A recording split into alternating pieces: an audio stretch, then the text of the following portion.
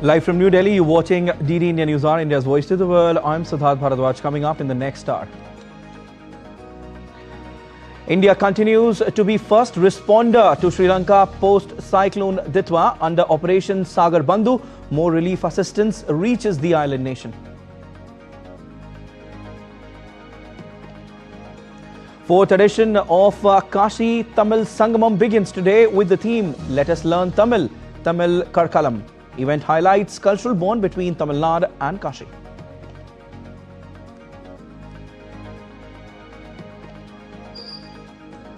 Trump's special envoy heads to Moscow to present US's peace plan to Putin. Two leaders expected to meet Tuesday.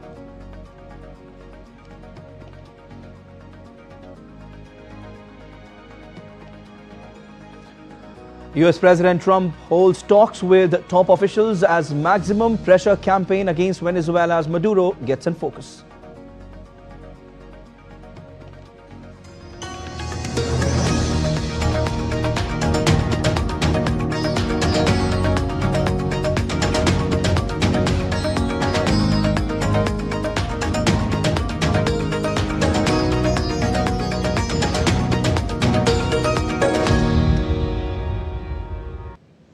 India continues to be the first responder, standing firmly in solidarity with the government and people of Sri Lanka in this time of need. Operation Sagar Bandhu is in full swing, providing rescue and relief efforts.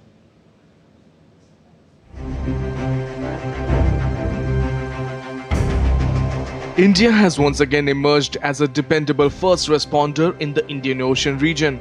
In the wake of Cyclone Ditwa, which has caused massive devastation across Sri Lanka, New Delhi has launched Operation Sagar Bandhu, a large-scale humanitarian mission to support rescue and relief efforts. Two Indian naval ships, INS Vikrant and INS Udaygiri, already present in Colombo, swung into action at short notice. India handed over 9.5 tons of emergency rations, while INS Sukanya delivered an additional 53 tons of relief material. Indian Navy teams continue to work alongside Sri Lankan authorities to stabilize the worst-hit coastal regions. Indian Air Force deployed 3 aircrafts lifting 31.5 tons of essential supplies, tents, blankets, hygiene kits, food packets, medicines and 2 Bhishma medical cubes. Chetak helicopters from INS Vikrant and Indian Air Force Mi-17s carried out extensive rescue operations. Pregnant women, infants and injured civilians all were airlifted from marooned pockets. Over 2,000 Indians stranded by cyclone have already been evacuated through special Indian Air Force and commercial flights. Among those rescued were citizens from 12 countries including Germany, UK, Australia and Sri Lanka. NDRF teams are operating in severely affected regions, conducting continuous search and rescue, pulling stranded families to safety. India remains committed in sharing its expertise in providing humanitarian assistance and disaster relief missions. In line with this, India has also deployed 5-member medical team and 80 specialized urban search and rescue personnel to strengthen operation on the ground. On Monday, Prime Minister Narendra Modi spoke with Sri Lankan President Anura Kumara Dissanayake, assuring full support under India's Vision Mahasagar. From naval relief to airlift missions and ground rescue, Operation Sagar Bandhu stands as yet another example of India's commitment to the region in times of crisis. With Bureau Input, Tripti Tripathi report, DD India. India has played a crucial role as a friend for those in need in the times of crisis. Let's take a look at some ops that nation has deployed over years. As Sri Lanka continues to grapple with one of its deadliest natural disasters in recent years, India has intensified rescue efforts under Operation Sagar Bandhu, deploying helicopters and NDRF teams across the hardest hit regions. Back in the year 2014, the Maldives faced a severe water crisis. Operation Neer supplied 20,000 litres of fresh drinking water and desalination units to the Maldives. In 2015, India responded to Nepal's devastating Gorkha earthquake by launching Operation Maitri and deploying aircraft, helicopters, medical teams and 43 tons of relief materials. Myanmar received relief shipments in 2015 floods, followed by Operation Karuna in 2023, for Cyclone Mocha, where Indian naval ships delivered 40 tons of food, medicines, and shelter. Bangladesh witnessed Operation Insaniyat in 2017 for the Rohingya refugee crisis, providing 53 tons of rice, medicines, and blankets. During COVID-19 pandemic, India supplied vaccines and medical supplies to over 100 nations under Vaccine Maitri. Now let's take a look at the details of humanitarian assistance provided by India to its neighbors over the last 5 years. In 2021, Afghanistan received humanitarian aid worth INR 16 crore. In 2022, 28 tons of disaster relief material supplied during the earthquake. In 2023, 40,000 litres of malathion pesticide, 32 tons of relief items, and food grain assistance of 50,000 metric tons was sent to Afghanistan. In 2020, Bangladesh received 30,000 surgical masks, 15,000 head covers, 50,000 sterile surgical gloves, 1 lakh HCQ tablets, RT-PCR test kits, oxygen plants, and concentrators from India. In 2021, Bhutan received 12 consignments of medical aid worth INR 6.47 crores. 501 crores of development assistance to help mitigate COVID pandemic. In 2022, medical aid worth INR 2.40 crore were given to Bhutan. In 2020, Myanmar received 20,000 kits for displaced persons in Rakhine State. In 2022, India sent 10,000 metric tons of rice and 200 metric tons of wheat to Myanmar. In 2023, Nepal received HADR assistance of 4.14 tons of medicines and 41 tons of relief materials. In 2024, the Himalayan country received 36 tons of relief material in the aftermath of heavy rainfall, floods, and landslide. In 2022, India gave Sri Lanka 1 lakh rapid antigen test kits, 26 tons of medical aid, a new line of credit LOC of 500 million US dollars for purchase of petroleum products from India, and a US dollars 1 billion credit facility for supply of essential items till March 2024. Raghav Kumar Jha's report for DD India. And DD India's Ahmed Muin Farooqi joins us from Colombo. Hi Ahmed, by what we are seeing, we know that the situation is not good in Sri Lanka after what happened post Cyclone Ditwa. What is the situation there right now? As India continues its humanitarian and disaster response efforts under Operation Sagar Bandhu, we are right now at Colonial River's banks in Colombo, where behind me we can see NDRF teams are getting ready to proceed with their efforts today in searching and rescuing people who are stranded because of the floods that have hit, primarily because of the rising levels of the river. And this is something which has impacted quite a lot with regard to the way it has impacted after the cyclone Ditwa hit the entire island of Sri Lanka. As of now, the river levels are currently near the danger mark. However, there is no immediate threat further, according to the Disaster Management Center officials. They have said that the levels are not rising, however, they are maintaining stable levels at the moment. But for now, the NDRF teams will proceed towards the higher flood areas, and they will try to rescue, they will try to search and rescue people who are stranded there. Ahmed Muin Farooqi, DD India, Colombo. All right, Ahmed, thank you so much for all those updates. Now joining us on the broadcast today on this is Ambassador Mohan Kumar, former Joint Secretary to Sri Lanka. Sir, first of all, a very warm welcome to DD India News. Whatever happened in Sri Lanka after Cyclone Ditwa is very sad. A lot of lives lost and many others injured. But with Operation Sagar Bandhu, India has left no stone unturned to make sure that the humanitarian aid reaches there at the earliest. How do you see this? Thank you very much, Siddharth, for having me on your show.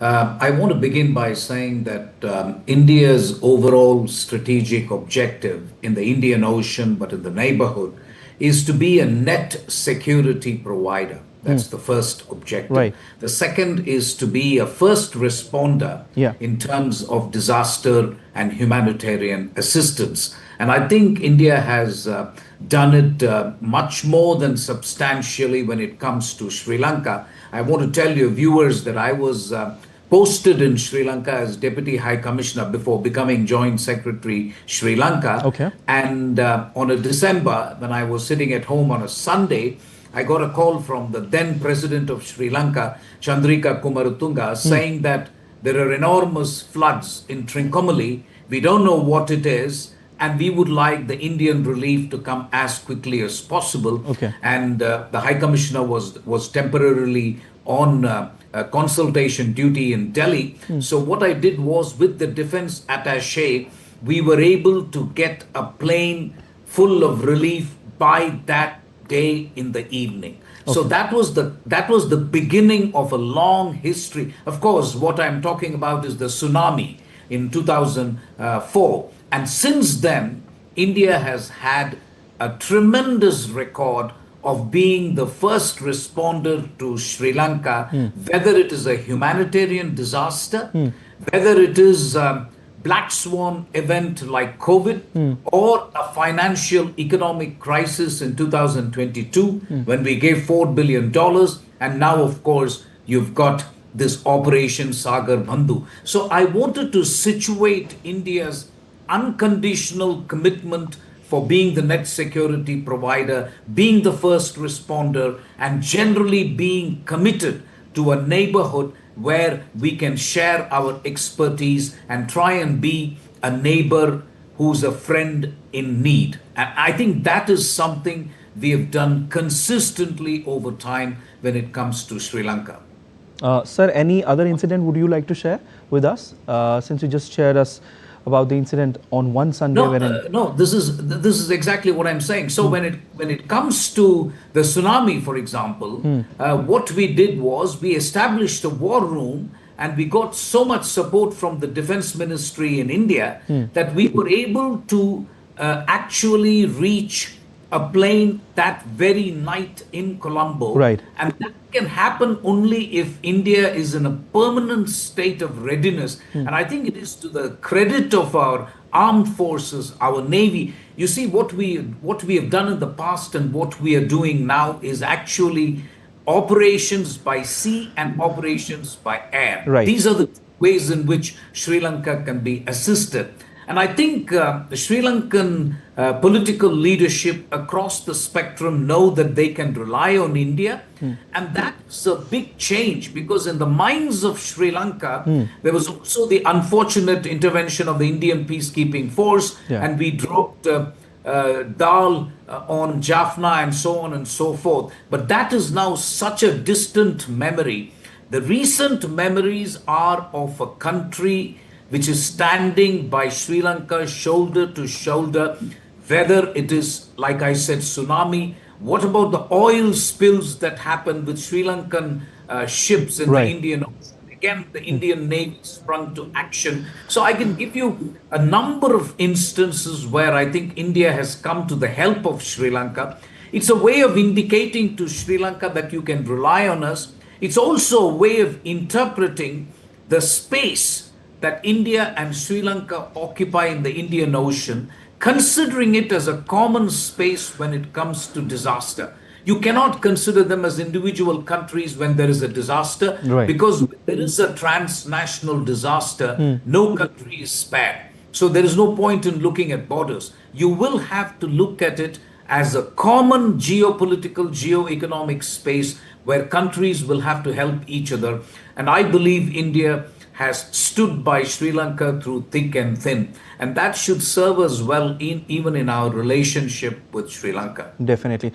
Let's talk about neighborhood policy, India's neighborhood policy. Sir, how crucial is this policy in your assessment?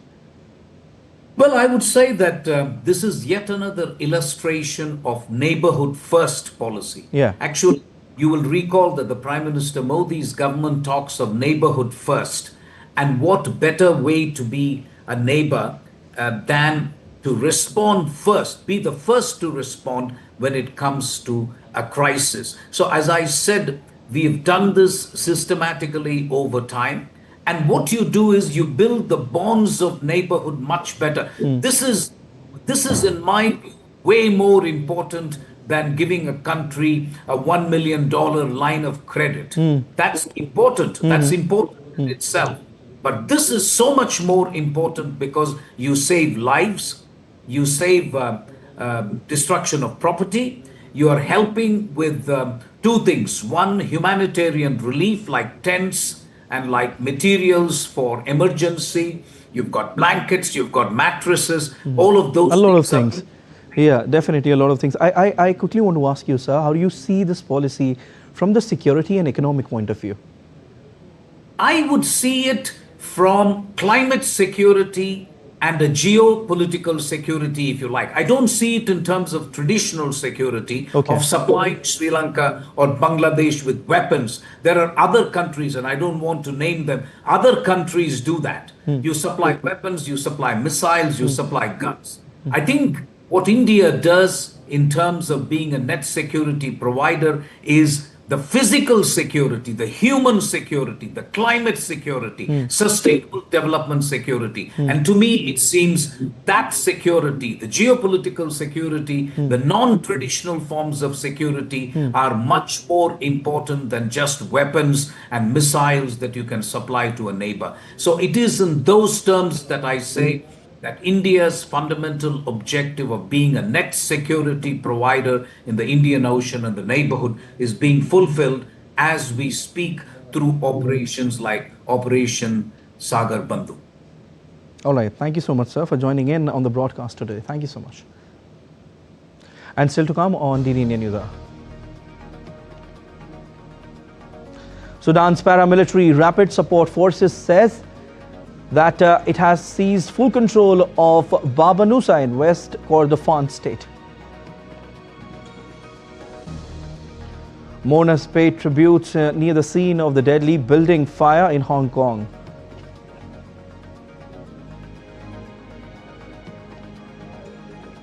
Australia unveils roadmap to ramp up the adoption of artificial intelligence across its economy.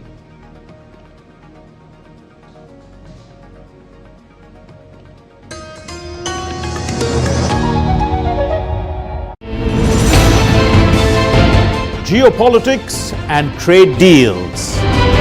Economic challenges amid development. Hard work and the path to prosperity. It's the economy always. Between walkers, money is what money does and says. Supply creates its own demand. Between the bulls pulls and bears tears. When supply chains globalization and India rises to the podium. We'll get you centered with the economic brief at 8 p.m. every Thursday on DD India.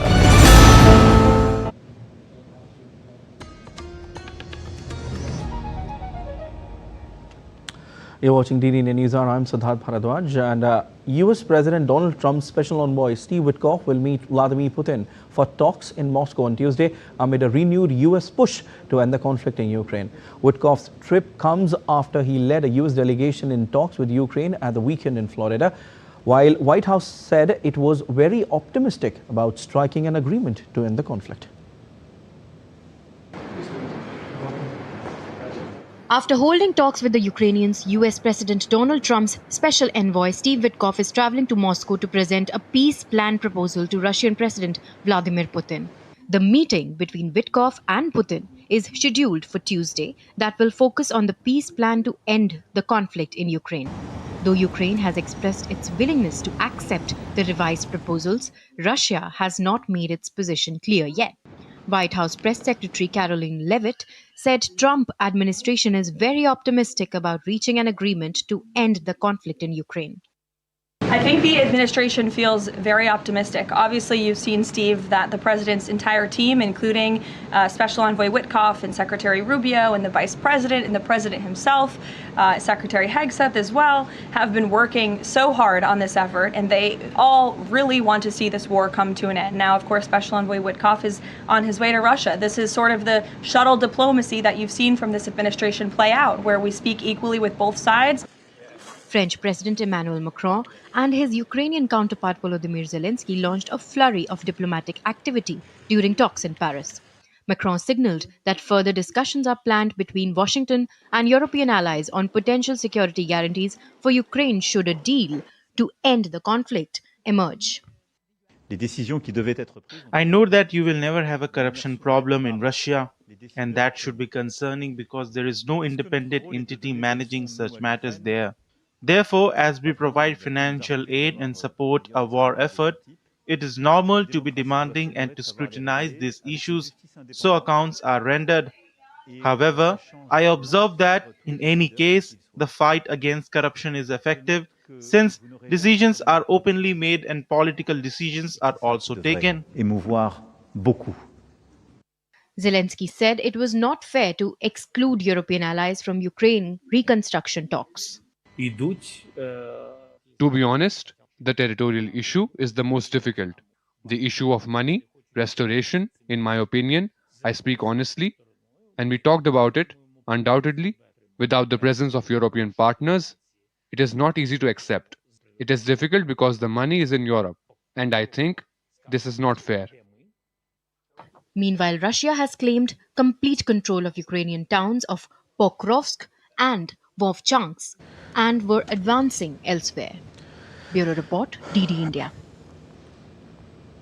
U.S. President Donald Trump convened his top national security officials in the Oval Office. The meeting took place immediately following Trump's call with President Maduro. The central topic was the escalating maximum pressure campaign against Venezuelan President Nicolas Maduro and the next steps following a series of military and diplomatic escalations. Here's a report. U.S. President Donald Trump held talks on Monday with top advisors to discuss the pressure campaign on Venezuela. Earlier on Sunday, Trump confirmed that he had spoken to Venezuelan President Nicolas Maduro but declined to provide details of the conversation. Reuters, quoting sources, has reported that during the short call made on November 21st, the U.S. president refused a series of requests from Maduro, including full legal amnesty for him and his family and removal of all U.S. sanctions.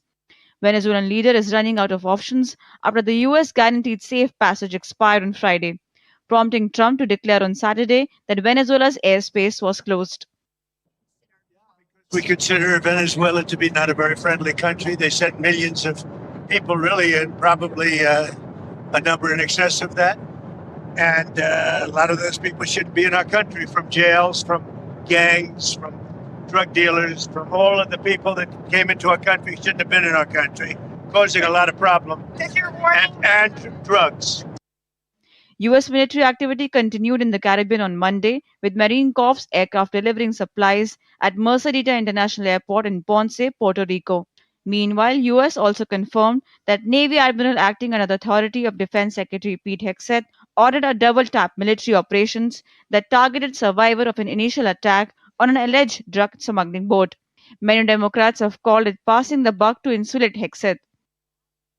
President Trump and Secretary Hegseth have made it clear that presidentially designated narco-terrorist groups are subject to lethal targeting in accordance with the laws of war. Admiral Bradley worked well within his authority and the law, directing the engagement to ensure the boat was destroyed and the threat to the United States of America was eliminated. The strikes have raised questions in the international fora, and even the UN Secretary General remains gravely concerned about them. The Secretary General remains gravely concerned about the strikes on vessels allegedly involved in drug trafficking in the region. These strikes may violate international human rights law and called for investigations that are transparent into these attacks.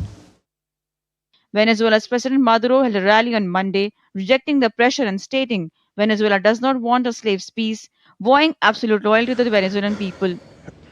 With agency inputs, Anamika Pandey's report for DD India. Sudan's paramilitary Rapid Support Forces said that it has seized full control of Baba Nusa in West Kordofan state. In a statement, the RSF said that its liberation of Baba Nusa came as it repelled a surprise attack by the Sudanese army in what it called a clear violation of the humanitarian truce. The victory gives the RSF near total control of over West Kordofan, a strategically vital region bordering the oil-producing areas of South Sudan. The fall of Baba Nusa delivers one of the most severe battlefield defeats for the Sudanese armed forces this year. It also underscores the RSF's relentless momentum just weeks after it captured the North Darfur capital of El Fasher.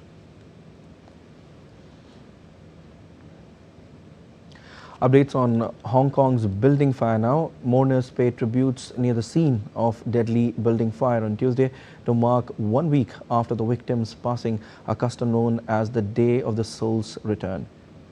Crowds gathered near the burnout remains of towers, laying flowers and leaving written notes.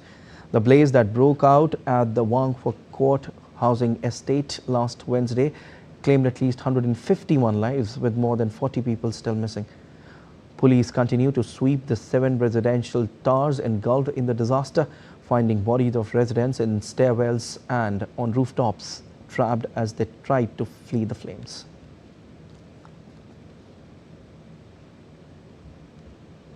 Australia on Tuesday unveiled a roadmap to ramp up the adoption of artificial intelligence across its economy, but the government said it would rely on existing laws to manage emerging risks. Australia currently has no specific AI laws, though the centre-left Labour government last year signalled it would introduce voluntary guidelines amid concerns over privacy, safety and transparency. In its national AI plan released on Tuesday, Labour said it would focus on luring investment in advanced data centres, building AI skills to support and protect jobs. Indonesia is confronting one of its deadliest natural disasters in recent years after extreme monsoon rains and a developing tropical cyclone triggered massive flooding and landslides across North Sumatra, West Sumatra and Aceh. Officials say that 1.5 million people in the region have been affected. DD India's Chandni Vasandani has the latest on this. The scale of devastating flooding in Indonesia's Sumatra is becoming clear a week after it began. The death toll has pushed past 600. Authorities warn that it will go higher, with at least 400 people still missing. A widespread collapse of road networks, broken bridges, and downed power and communication lines have isolated multiple districts for days. Officials say that the situation remains critical. Landslides have blocked access to key corridors, forcing authorities to rely on Hercules transport aircraft, small rubber boats, and temporary satellite links to coordinate rescue missions in remote areas. Now, the weather agency said that a tropical cyclone formation near Sumatra produced rainfall normally seen over an entire month. The agency said that soil saturation and terrain instability has triggered simultaneous flash floods and landslides. Local officials say access to the hardest hit areas, including Sibolga, Central Tapanuli, and parts of Agam district, remains severely restricted. President Prabowo Subianto visited North Sumatra earlier this week, pledging accelerated relief distribution, fuel supply stabilization, and continued operations to reach isolated communities. Prioritas bagaimana bisa segera kirim bantuan-bantuan yang diperlukan, terutama BBM yang sangat penting. BBM tadi yang dilaporkan ke saya yang sangat penting. Ada beberapa desa yang terisolasi, insya Allah kita bisa tembus. Listrik sebentar lagi saya kira bisa dibuka semuanya. Meanwhile, families are still waiting for updates on people who vanished when entire villages were engulfed by mud and debris. With communication networks down in several affected areas, the Indonesian government is prioritizing the restoration of emergency internet services. Indonesia's disaster agencies remain on high alert as unstable terrain and after rains continue to threaten recovery efforts. This is Chani Vasandani in Jakarta for DD India. And still to come on DD India News. NIA conducts searches at multiple locations in Jammu and Kashmir.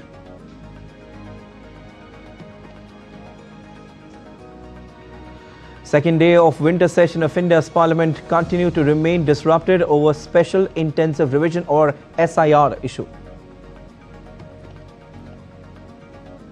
India issues new guidelines for phone makers. Stay with us to know more on this.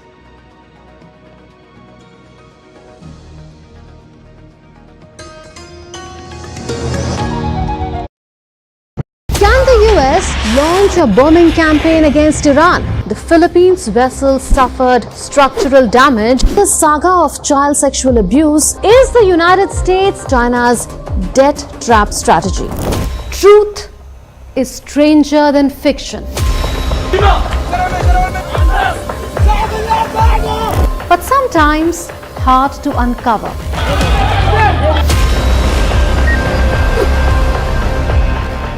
Trust us to tell the truth, unadulterated and pure, of every story that matters to you.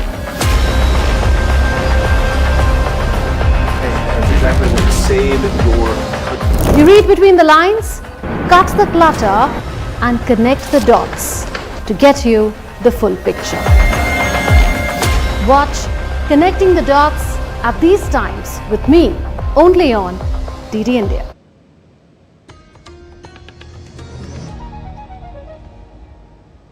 You're watching DD India Newshour. I'm Siddharth Bharadwaj, and a quick recap of the headlines. India continues to be first responder to Sri Lanka post-cyclone Ditwa under Operation Sagar Bandhu. More relief assistance reaches the island nation. Fourth edition of Kashi Tamil Sangamam begins today with the theme Let Us Learn Tamil, Tamil Karkalam. Event highlights cultural bond between Tamil Nadu and Kashi.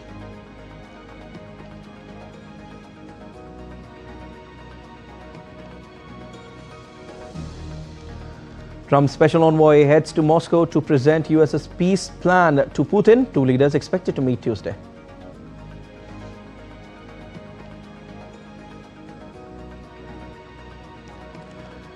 US President Trump holds talks with top officials as maximum pressure campaign against Venezuela's Maduro gets in focus.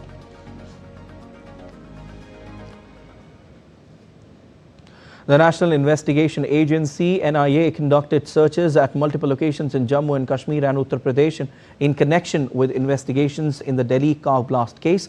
According to the NIA, 8 locations in Shopian, Kulgam, Pulwama districts of Jammu and Kashmir and 1 location in Lucknow were searched. NIA conducted extensive searches at the premises of the prime accused Dr. Muzammil Shakil and Dr. Shaheen Saeed in the Al-Falah University complex and other places in Haryana's Faridabad last week. This is the second time in a week that the premises of the main accused in the case were raided. In a press release, NIA said that a huge quantity of cash, foreign currency, gold and other incriminating materials were seized during those searches, and the same are being minutely examined to unravel the conspiracy that culminated in the blast. So far, the anti-terror agency has arrested 7 key accused. The NIA teams are questioning the arrested accused, in fact, while continuing to pursue various leads in connection with the November 10 blast outside the Red Fort in Delhi.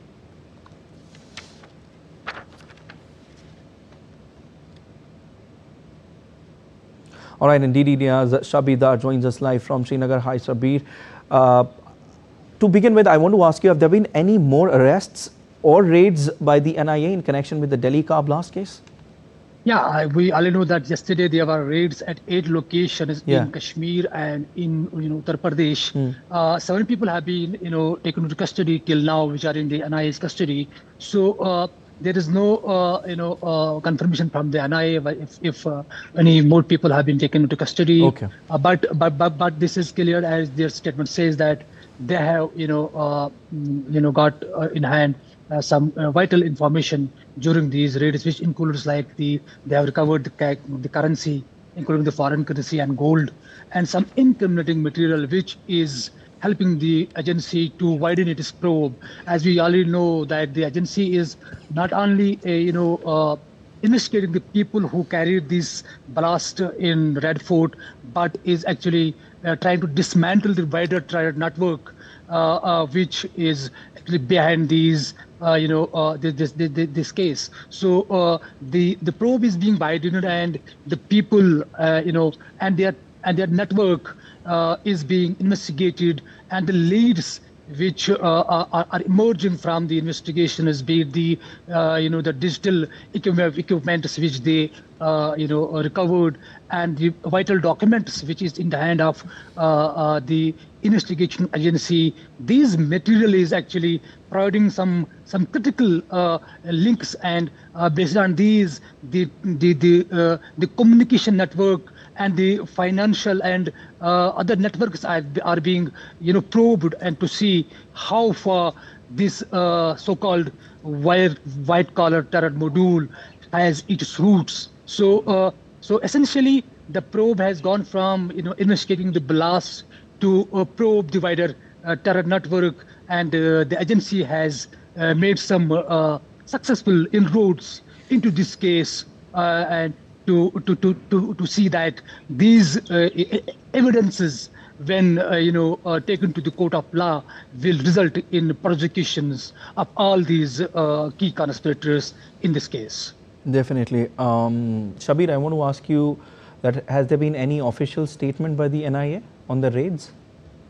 Yeah, there has been a statement making rounds in the media which shows that the agency carried raids in Kashmir, in the houses of all those people who are involved in this case, and all these people are already in the custody of NIA, be it the doctors and the other people on whose name the car is registered, which was blasted in that port. So and the main key conspirator, the main person, as per the investigators, is the Moli Irfan, because he is being believed to be the mastermind.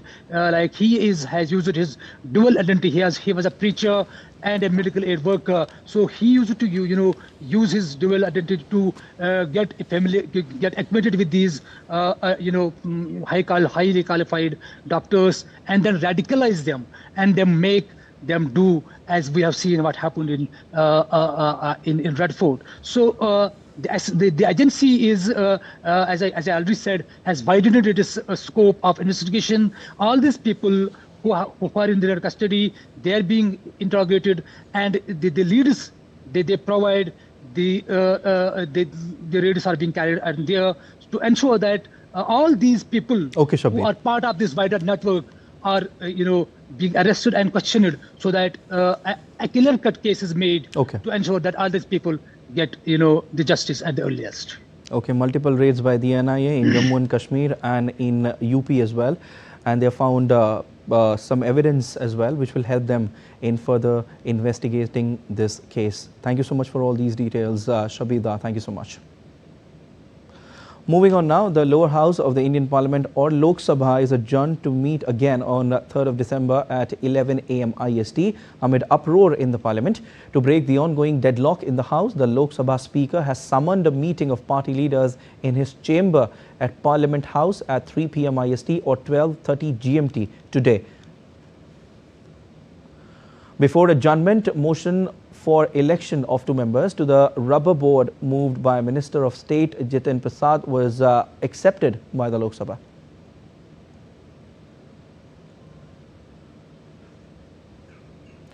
Union Minister for Parliamentary Affairs Kiran Rijiju urged all parliamentarians for a cool-headed discussion in the winter session, stating that there are many issues in the country and that the government does not consider any issue small.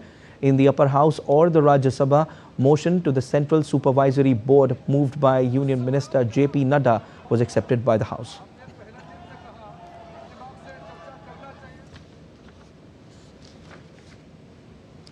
Amid the ongoing deadlock in Parliament over the SIR issue, BJP Lok Sabha MP Bibu Prasad Tarai has launched a sharp attack on the opposition. He also spoke to Doordarshan correspondent Mohit Shukla on various points, including why SIR is necessary.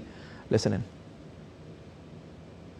Today's massive uproar is going on in Parliament. We are joining by Mr. Bibhu Tarari, BJP MP from Odisha. Sir, what's your first take today's SIR and its ongoing uproar in Parliament?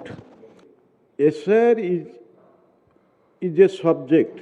It is beneficiary to our country. Actually, the aim and object of SIR is that in which way those people who are entering in our country from other countries, and like Rohingya Muslims, those who are disturbing our peaceful position of our country, and they have become the shareholder of our wealth and property in our country, they should be restricted. And the other side, what we see in a few days, we are actually seeing that all opposition is demanding that SIR should be extended for further few days, and also SIR has been extended for 7 days. What's your take on opposition that when the SIR has been extended for further 7 days? There will be election in West Bengal and in other states also. So they are giving a false message to the country by implementing SIR. They are curtailing the vote percentage of other opposition. It is baseless. It has no fact. It has no authenticity. So they want to disturb the parliament. Okay, sir. Thanks for giving your precious time and talking to Doordarshan. This is Mohit Shukla with video journalist Anand Kashyap for DD India, New Delhi. Indian Commerce and Industry Minister Piyush Goyal has asserted that India-UAE relationship represents true economic excellence. Speaking at UAE National Day celebrations in New Delhi, the minister stated that India's vision of Viksit Bharat 2047 resonates with the UAE's vision of We the UAE 2031. Piyush Goyal further shared the growing partnership in education, saying both the countries are working for the shared prosperity of the people of both sides.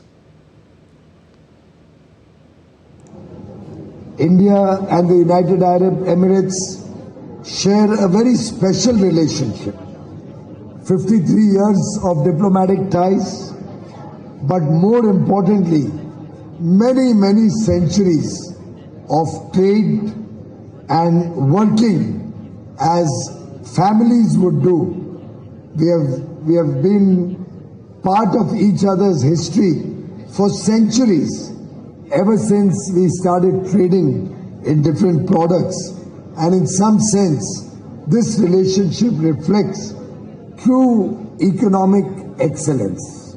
Both the UAE and India are working for the shared prosperity of the people of both countries. Our vision, the Viksit Bharat 2047, resonates very closely with the vision of the UAE, We the UAE 2031.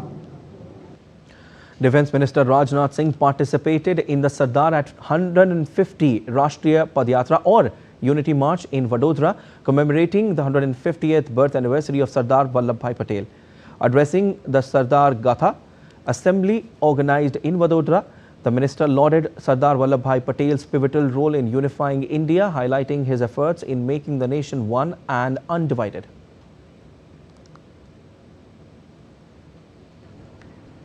Bharat को आजाद कराने में, भारत की एकता और अखंडता को सुरक्षित रखने में सरदार वल्लभ भाई पटेल का जो योगदान है, मैं कहना चाहता हूं, आज ही नहीं बल्कि भविष्य का भारत भी मेरे बहनों भाइयों कभी नहीं भूल पाएगा।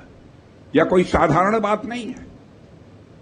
उन्होंने स्वतंत्रता संग्राम की लड़ाई लड़ी, राजनीतिक क्षेत्र में भी अपनी भूमिका निभाई है। हर राजनेता के लिए मैं मानता हूं सरदार वल्लभ भाई पटेल एक प्रेरणा के स्रोत हैं।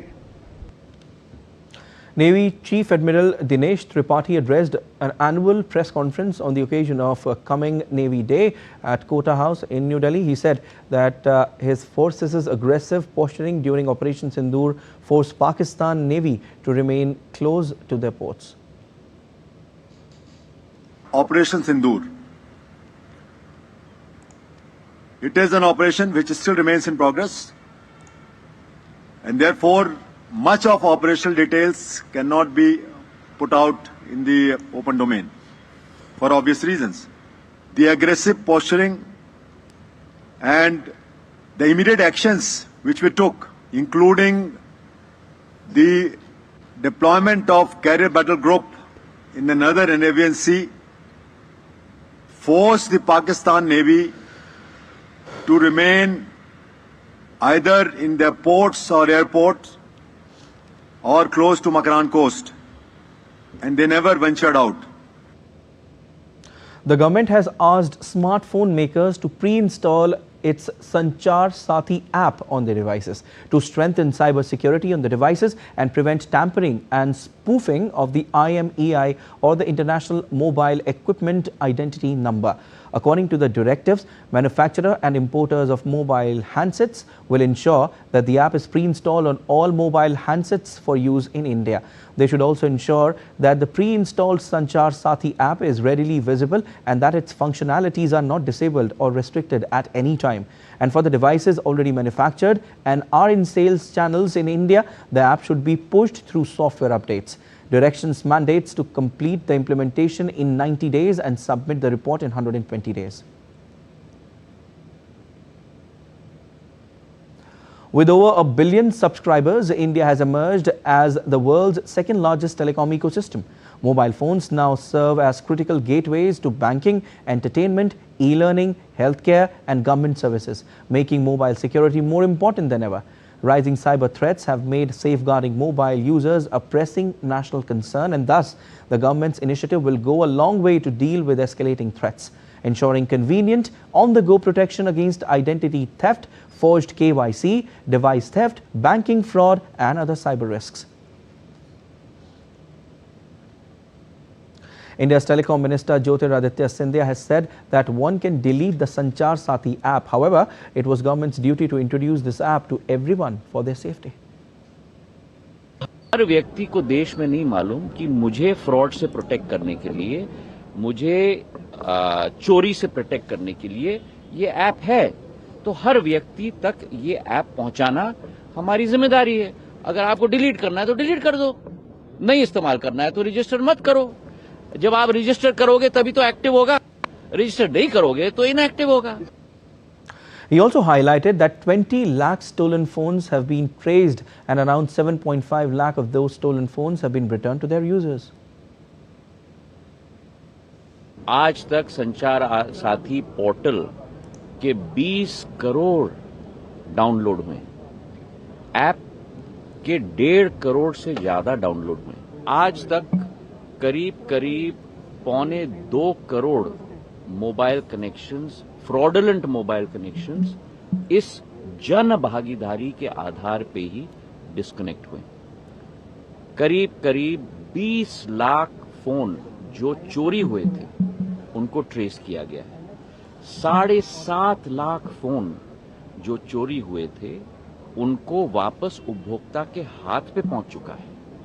करीब 21 लाख फोन उपभोक्ताओं के रिकॉग्निशन और रिपोर्टिंग के आधार पर ही डिस्कनेक्ट हुए हैं।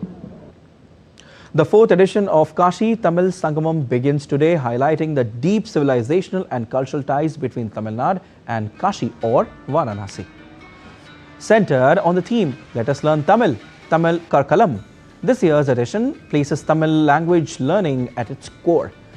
The initiative encourages people to understand and appreciate the richness of cultures beyond their own. With sharper emphasis on linguistic learning and academic exchange, this north to south arc reflects the very spirit of the Sangamam, a bridge between two vibrant cultural geographies. This year's Sangamam will conclude with a grand valedictory function at Rameshwaram, symbolically completing the cultural arc from Kashi to Tamil Nadu.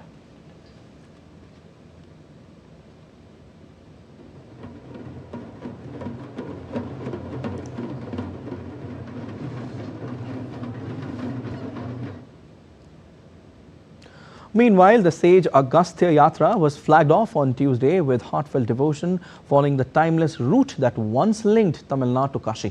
This journey stands as a tribute to the roots, a revival of heritage, remembrance and the ancient civilizational pathways shaped by our ancestors. And still to come on DD India Newshour. In the FIA Junior Hockey World Cup, Indian men's team faces Switzerland in final group stage match, while women's team begin campaign with easy win.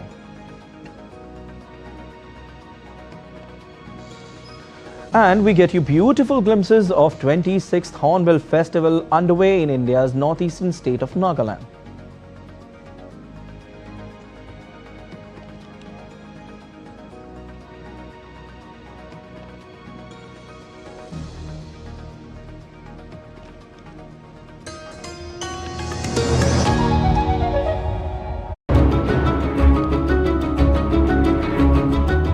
Our episode is on accountability more than just an apology text. Yep. We didn't get one, did we? If no British politician has the courage to issue an apology, get somebody from the royal family to do it, because after all, everything was done in the name of the crown. No one likes to be told that in their family tree there are a lot of skeletons. They have never allowed themselves to confront the horrors of their past, so I'm sorry to say we never got the apology. There is not just amnesia on the part of the British, the colonizers, but there is some forgetfulness or ignorance on the part of the rest of us too.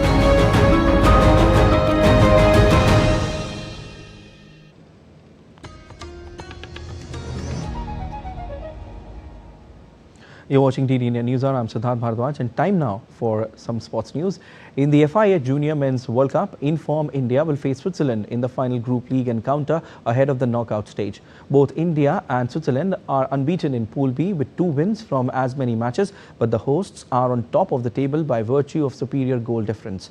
It was a goal fest for the Indian team in first 2 games in Chennai as they beat Chile 7-0 before thrashing Oman 17-0. Switzerland, on the other hand, beat Oman 4-0 and then egged out a narrow 3-2 win over Chile. The Indian team, hardly tested in the first 2 matches, will be looking to fine-tune their grey areas going into the business end of the tournament.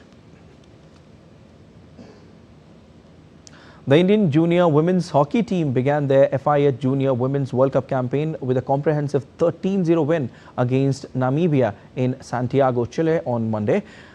Hina Bano and Kanika Sevach scored hat-tricks while Sakshi Rana bagged a brace. Benema, Sonam, Sakshi Shukla, Ishika and Manisha also got their names on the score sheet. India earned a total of 13 penalty corners and converted 5, with 3 of those coming in the third quarter. With this win, India climbed to the top of table as per a release from Hockey India. India will take on Germany in its next fixture on Wednesday, followed by its final pool match against Ireland on Friday.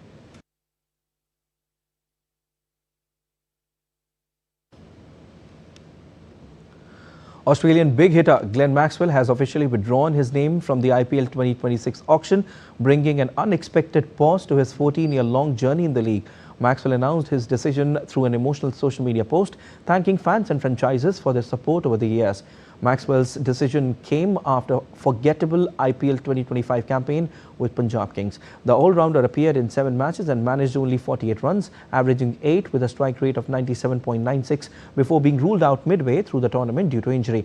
Since making his IPL debut in 2012, Maxwell has been one of the most competitive players of all time in this tournament. This Australian amassed 2,819 runs over 141 matches across his IPL career at a strike rate of over 155. His standout season came in 2014 when he amassed 542 runs. In football, FC Barcelona is set to clash with Atletico Madrid in a high-voltage La Liga match on Tuesday night. Barcelona moved to the top of La Liga points table after securing a 3-1 win over Alaves on Saturday. On the other hand, Atletico Madrid, who are just 3 points behind the table toppers, are placed on the 4th spot. The table has become extremely condensed, hence a win for Atletico would see them rise from 4th spot and go level on points with current league leaders. This midweek fixture comes as part of rearranged match day for those competing in the Spanish Super Cup in January. The other teams involved, Athletic Club in Real Madrid, will face off on Wednesday night.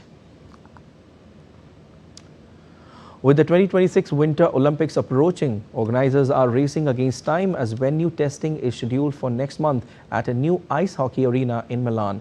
Progress on the Santa Giulia venue has emerged as the main headache in the run-up to the Olympics. Located in the southeast of Milan, the arena will have around 15,000 seats. It is one of 2 ice hockey venues and is scheduled to host the gold medal games.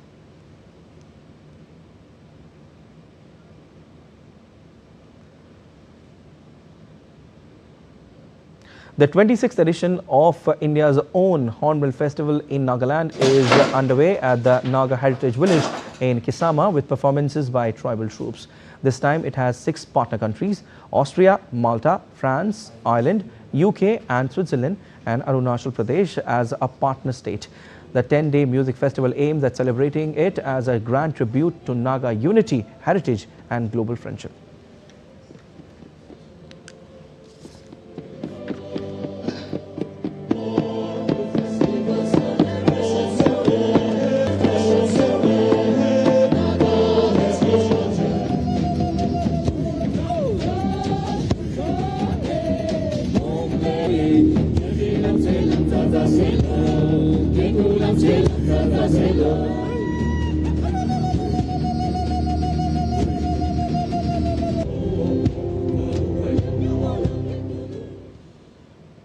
That's all for this edition of DD India News Hour, but let us know your thoughts on the news of the day. For those on the go, you can get all the latest news and updates from India and across the world on DD India mobile app. The app is available on both Android and iOS platforms, and you can scan the QR code on the screen to download now. We'll be back with more news as it breaks here on DD India. I'm Siddharth Bharadwaj from all of us here in Delhi. Thanks for watching DD India News Hour.